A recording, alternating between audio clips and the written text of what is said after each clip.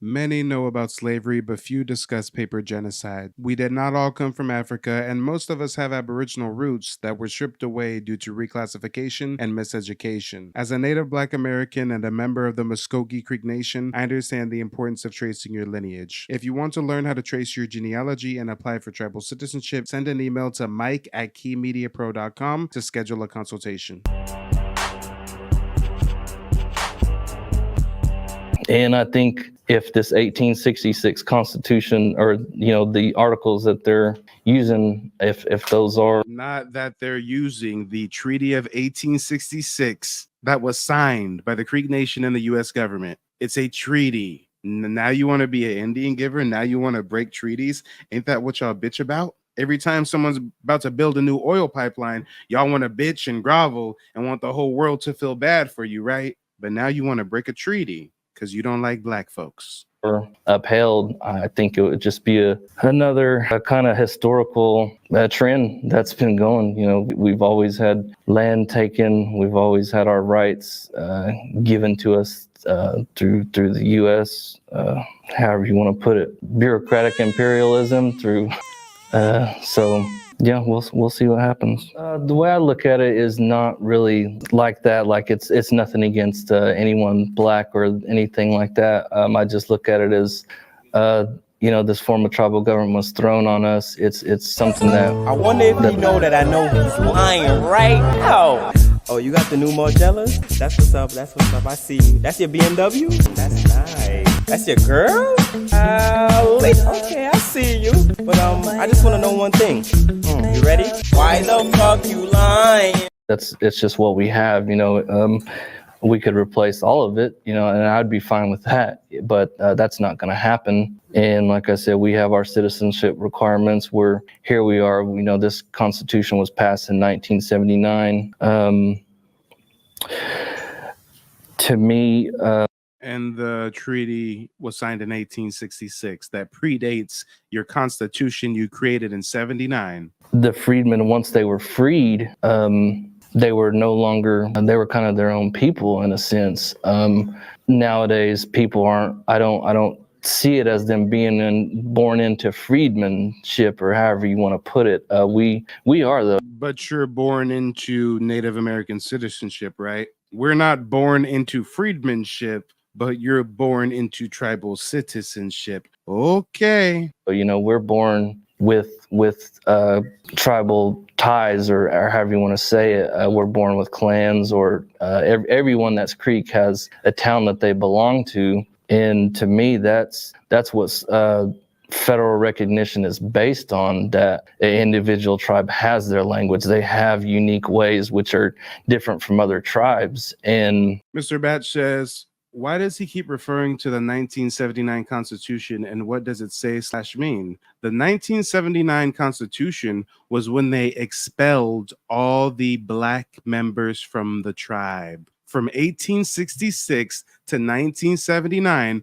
the freedmen had tribal benefits, tribal citizenship, everything. They were no different than a Creek by blood on paper. But in 1979, they redid their Constitution and said, hey, if you're going to be a member with us, you have to have an ancestor that has Indian blood. They have to have blood quantum, even though that's a racist ass thing forced on us by Europeans. And if you go on the Dawes rule, you'll notice they never counted the freedmen's Indian blood. So basically, the Constitution of 1979 was just to kick out Black people under the guise of, oh, we just want to make sure it's people who have Indian blood. So hopefully that gives you guys a little bit of a historical context and why he keeps, desperately clinging to the Constitution of 1979. Because that was the legal act where they expelled all freedmen from the tribe. If you were freedmen and you had benefits, you lived on the res, guess what? You got excommunicated in 1979. And now, present day,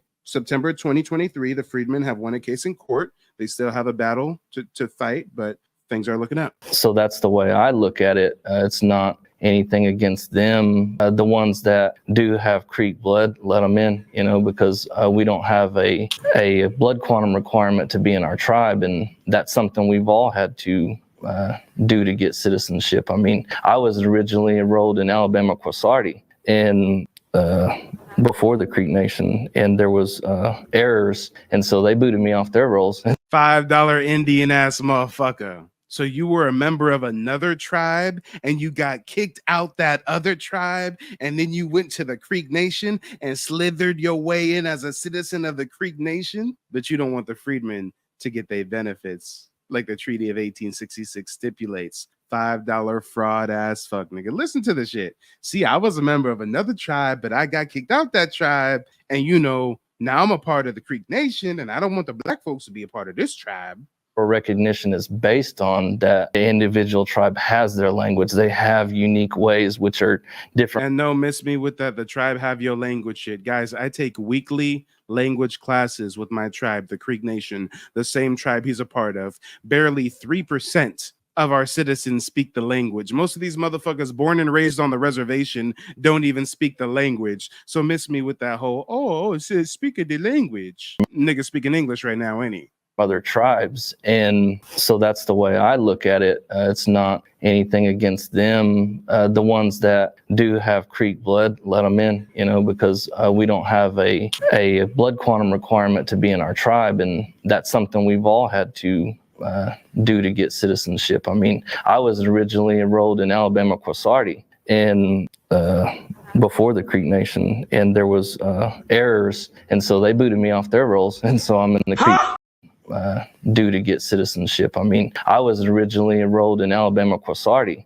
and before the Creek Nation, and there was errors, and so they booted me off their rolls, and so I'm in the Creek Nation. So and now he's trying to gatekeep who can be in the fucking Creek Nation. They don't want me on the res, y'all. They don't want me on the res. Come on. They don't want me there. I keep this energy and then some IRL. If you know, you know. They don't want me on the reservation. Oh, Lord. You got kicked out another tribe, barely lucked up and got citizenship into my tribe, and now you want to turn around and gatekeep who the fuck can be in the tribe or not. Sit your ass down, Mexican, Mongolian looking ass, $5 pretendian, grandson of Elizabeth Warren with a suntan looking ass motherfucker. Yeah, that's one thing that I think anyone that's against it, it's not a racist thing. I would hope they don't look at us like that to make it. I'm not going to make one of those generic statements. People say, well, I got black friends and this and, but yeah, it's nothing against anyone personally. It's what we have. This is our Constitution. This is our tribal form of government that we have. So we got to do the best we can with it. And that's the way I see it. A lot of the comments and things on social media and posts and even some of the documents that I've read, it kind of makes it seem like the whole tribe were slave owners, and that's inaccurate. All my grandparents were full-blood Creek except for one. We were not slave owners. And a lot of families were not, and I would hope that's something that the public knows, that not all of us were slave owners. And hey, I'm not racist. I have black friends, and not all of us had slaves. Face ass. Historically, it never mattered. Even during the Creek War or whenever the Civil War, when Creeks were involved, everyone was punished. Even in the Creek War, our own people fought against us, but after the Creek War ended in the Treaty of Fort Jackson, we all got punished, and even the ones that fought for the U.S. And the same with the Civil War. It didn't matter that some fought for the Union, some fought for the Confederacy. Everyone was punished equally. And the same could be said with the ones that owned slaves. During the 1866 treaty, not everybody owned slaves, but we were all punished, and they were incorporated into the tribe through that treaty. So I believe either way you put it, it doesn't matter which way he said, she said. Overall, to me, a descendant of the freedmen, or even back then the freedmen that are listed on the rolls, no matter how you put it, they're not Muscogee by blood. My understanding, they were a part of, back then, tribal towns, living amongst those tribal towns, and obviously in the homelands, and came over to the Trail of Tears along with our people. So we just like lived with you and were part of your community and spoke your language and traveled with you through the Trail of Tears, but we not Indian. Okay. I believe it was in when they started making the Dawes Roll. after the 1906 and after Oklahoma became statehood, there was a long period between that time until 79. And so these, their grandfathers or grandmothers may have known the culture, Muscogee culture and language and ways of then, but the descendants today don't. And that's a long period of time between 1906. And don't get it twisted, guys. A lot of these tribes were part of multiple tribes and multiple clans, and then they get delineated and differentiated. Whenever you talk about the Creek Nation that went through the Trail of Tears to Oklahoma, they are the sellouts. They the punk bitches who got down to lay down and took their ass on the Trail of Tears willingly. The Creek Nation members that wanted to stay and fight, they were the Yamasee, they were the Seminoles. When you talk about the Seminoles over fighting in Florida and John Horse in Mexico and stuff, these were a part of my same tribe, but the rioters who wanted to stay and fight the white man, they stayed. The runaways, they stayed. They called them the Spanish word Seminole. So most people don't even realize that the Seminoles and Yamasee were a part of the Creek tribe at one point in time before we split off. To 79, and then you don't hear from that until 79. And I believe in the 90s they tried, early 2000s, some of them tried again. And it was my understanding that Muscogee Creek Freeman Band applied for federal recognition. And I don't know what the outcome was but I can assume that it was, they were denied. I haven't heard anything since then. If they were approved, we would more than likely heard something today. And now they're trying again to become recognized as citizens of Creek Nation, not only citizens, but full citizens. My like I said, my deal on that, as a citizen of Creek Nation, I hope that the tribe, the chief, gets his team together and fights the case, and overall we win the case. I know the race issue has been coming up on the Freedman side, stating the tribe is prejudiced and racist towards them. They're citizens that we have today that actually traced through the Freedman rolls to get to the Creek by Blood Dawes Roll. Back then, it still is true today, but when the Dawes Roll was created, matrilineally, if the father was by blood and the mother was African descent, those children would have been listed on the Freedman rolls along with her. And we have citizens today that trace through the Freedman rolls and prove that their dad was on the Creek by Blood Dawes Roll. So we do have citizens today that are citizens due to that. So for me, that rolls out the race card, and that answers whether it's racist or not. Now we're going to hear from a rider. Now we're going to hear from one of the pale-faced natives that ain't racist. Well, my whole point on the situation is, for one thing, our ancestors back then, accepted them. They were, a lot of them on the Trail of Tears, a lot of them intermarried, they had children. A lot of them are mixed bloods. Hey, if you're looking to get genealogy consultation, I highly recommend Mike. He was very thorough, prompt, very knowledgeable. Even taught me some stuff about the background of Indian ancestry and heritage that I didn't know. The biggest piece of it was he taught me how to pull records and really dig into those records to make sure that I have things to match up to be able to take back for my citizenship. So I really appreciate everything he does, and I highly recommend Mike as your genealogist. It was kind of I guess you'd say, an honor, to be accepted like they was, and to ask them to go use the United States of America. They put us on the Trail of Tears. Let's not forget that. To show proof, to go by their scale of, yes, you're an Indian, is a shame. It's a shame. We shouldn't even have that ourselves. Here we are in 2018, and we're still declaring who's a native by their guidelines, by their proof, and here we are, we call ourselves American citizens. I don't, but people call themselves American. They fly the flag at Creek Nation. We don't even know who we're a part of. We don't know who's the enemy and who ain't. And they sure ain't the freedmen. We're trying to tell them who they can be a part of and who they ain't, which our ancestors done said they could be. And we're calling ourselves American citizens and flying a flag above Creek Nation that invaded us and massacred over 100 million of our people. And then they want to say, it's about the veterans. No, 5 of my uncles were veterans, Vietnam. My grandpa was World War I, Korean. That flag ain't got nothing to do with them. That flag, represents 13 colonies. The stripes, the stars are scoreboarders. They took our land and invaded us, took over us. Now we call ourselves a part of them. And now we want to tell the freedmen they can't be a part of us. We don't even know who we're part of. And we want to use their system of, yes, you're an Indian, to make these freedmen prove who they are. That Dawes Rose means nothing to me. It's just a number, just like the Holocaust. They put it on their card. We wear ours in their back pocket. I don't. I buried mine in my backyard, you know. I'd have burned it, but I might get some free cheese one day, so I might go excavate it, you know. Otherwise, I'd have burned it. But it's just a joke. But you know, to me, I talked to some of the freedmen, and I told them, why you even want to be a part of Creek Nation? Yeah, you're free. You know, it means nothing. You know, it's a Holocaust number. You know, it's what it was in the beginning. Now we're still today using that and we got to look some of them are mixed blood, you know, and you can tell they are. And we're going to look them in the face and tell them, you know, Whooper DC said you ain't. You know, I know you are, but they got paper over there that says you ain't. You know, they can't prove it. You know, so we're going to just go ahead and just turn our back on you. That's not our way. That's not the Creek way. You know, one day we got to meet the ancestors, the one that we know is Creek, and you're going to face them, and you go a card out. They're going to slap it out of your hand. Did what you got. You ain't got a heart. Talking about want to prove who you are by blood. That ain't about blood. That's by ink. That's Creek by ink. Put that Creek by blood. That's Creek by ink. By their ink, their paper. And that's a shame that we're going to use that. That sets precedence that we acknowledge that they decide who we are. And it's great of him to point out the hypocrisy, because a lot of these card-carrying Native Americans living on the reservation, they still pledge an allegiance to their opposition's flag.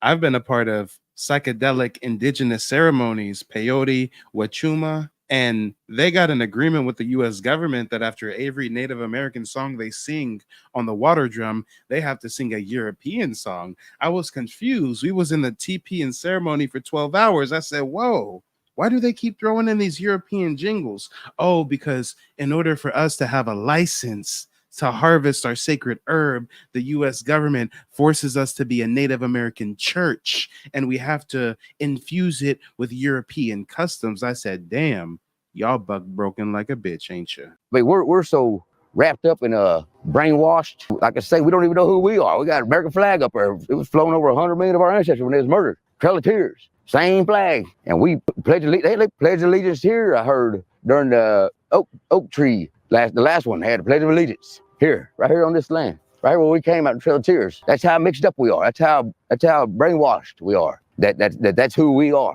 I guess if you lose your card, you ain't Indian until you get back $5 and get down there and get your new one. I guess you ain't Indian for that drive, whatever it takes. How you lose it? You got laminate, sacred laminate, you know, sacred card. You know, what it is, you know, what if we went to the old way? What if we said, okay, you got to have scratches. My card right there, scratches, still scratches. The scratches from ceremonies. Not that card. But so many people now today, they flash that card around. There's I'm Indian, look right here. They're Indian. They got to reach back here, you know, to show everyone that they're Indian, and that's where we're lost at, you know. And you know, to me, it's just a shame that we want to go back to that. It's kind of like going back in the civil rights days. You know, we witnessed this. You know, at the beginning, we were savages killing us. You know, we didn't want to be a part of them. You know, we put us off in the reservations and everywhere else. You know, and then the civil rights, that era. It's like that's what we're doing now. You know, it's kind of like we're too good. I mean, I don't know if that's what you want to call it, but is it because of the cheese? Is it the cheese? You know, I don't know. I guess it's the cheese. You know, I don't see no problem with them. You know, putting them on the road, give them something. You know, it don't matter.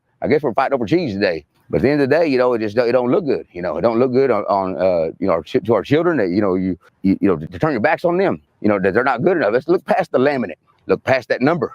You know, we got too many numbers anyway. We got roll numbers, chart numbers, social security numbers, phone numbers, lotto numbers. You know, deal numbers. But you know, just gotta look past that laminate and look at who we are as humans, as people. You know, we're all brothers and sisters. You know, and look past that laminate and let them be a part of us. You know, they are a part of it through the Creator, but we've forgotten that. Now, I guess it's about the casino. Ever since the casinos and money come involved, now you got tribes all over this country right now kicking out members. You ain't enough. You ain't enough. You know, it's because you don't want to share enough. You know, and it just goes back to just like our quarter. You got to be a quarter to run for council. And now they're worried about them going to run. You know, and I ain't even thought about that yet. I haven't even thought about, you know, to let them run, you know, this, that. You know, there could be no negotiations, you know. It ain't just a flat deal, you know. And but we're already prejudiced against our own people. You know, divide and conquer, we divide and conquer ourselves now. That's how good they are at divide and conquering us, that now we use their system to divide ourselves with the people we know are our family. That might be Chief Floyd's cousin. He's going to tell him he ain't Creek because America said he ain't, you know, knowing he is. You know, that's a divide and conquer tactic. And they're good at it. And they're real good at it. We do it now to ourselves. And that's a shame. You know, that's a shame. Just like the quarter deal. You know, I can't even run for council. But yet I'm a council member of Ojibwa. The Ojibwa Hickory Ground. They don't even ask for your card. They don't ask for how much you are. You know, it's kind of I can run for senator. I can run for president. America treats me better. But I'm 4 different tribes, so I'm not a quarter of Creek. But yet America, I can run for senator and president. They treat me with more respect than my own tribe does. You got to be a quarter. It's about making money up there. You know, they have got to the point where they think it's about culture up there. It ain't got nothing to do with culture up there. Yeah, guys, you don't understand the infighting that goes on the reservation. It's like Game of Thrones on the reservation. They taking each other out, kicking Indians off of the reservation. You're not a part of the tribe no more.